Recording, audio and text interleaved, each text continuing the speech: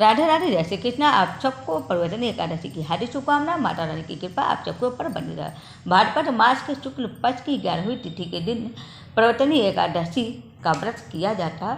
इस साल परिवर्तनी एकादशी का व्रत 3 सितंबर दिन बुधवार को रखा जाएगा। चातुर्मास का समय चल रहा, तो इसलिए भगवान विष्णु जी का शयन काल चल रहा, और शयन काल चलने की वजह से भगवान विष्णु जी इस समय इस एकादशी के दिन करवट बदलते हैं, और करवट बदलने की वजह से इस एकादशी को परिवर्तनी एकादशी के नाम से जाना जाता है। तो आइए जानते हैं कि भाद्रपद मास के शुक्ल पक्ष की एकादशी तिथि कब से कब तक। एकादशी तिथि की शुरुआत हो रही है 3 सितंबर को सुबह 3:53 से। उसके बाद इस एकादशी का समापन 4 सितंबर को सुबह 4:21 पर हो रही है भोर में। इसलिए उदया तिथि के देखते हुए एकादशी का व्रत रखा जाता है। एकादशी का व्रत 3 सितंबर दिन बुधवार को रखा जाएगा। उसी दिन परिवर्तनी एकादशी का व्रत किया जाएगा। तो उसी हिसाब से परिवर्तनी एकादशी का व्रत का पारण भी करना जरूरी होता है। तो 4 सितंबर को दोपहर 1:36 से लेकर शाम 4:07 तक एकादशी का पारण किया जा सकता है।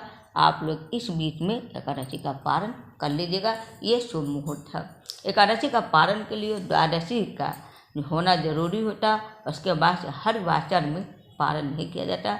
इतना आप लोग जरूर ध्यान दीजिएगा। ऐसी मान्यता है कि भगवान विष्णु जी जब करवट बदलते हैं तो इसके साथ ही प्रसन्न मुद्रा में रहते हैं। तो इसलिए इस दिन जो भी भक्त भक्ति भाव से विनयपूर्वक आग्रह करने, यानी मन से भगवान जी की पूजा करने से और उनका अर्चना करने से, व्रत रखने से मनवांछित फल अवश्य मिलता है, यानी कि मनोकामना जरूर पूरा होता है। इस दिन भगवान विष्णु जी को वामन रूप की पूजा करने से हर तरह के पाप खत्म होते हैं। इस दिन स्नान करके आप शुद्ध वस्त्र धारण करके मंदिर में व्रत का संकल्प लें, सूर्य भगवान जी को अर्घ्य दें। उसके बाद एक चौकी स्थापित करके लाल वस्त्र बिछाएं, और चौकी पर भगवान विष्णु जी, लक्ष्मी माता, दुर्गा जी और गणेश जी को स्थापित करें। उसके बाद उनको शुद्ध करके गंगा जल से चेहरा मिट स्नान कराएं और पूजा प्रारंभ करें। देसी घी में आप दीपक जलाएं।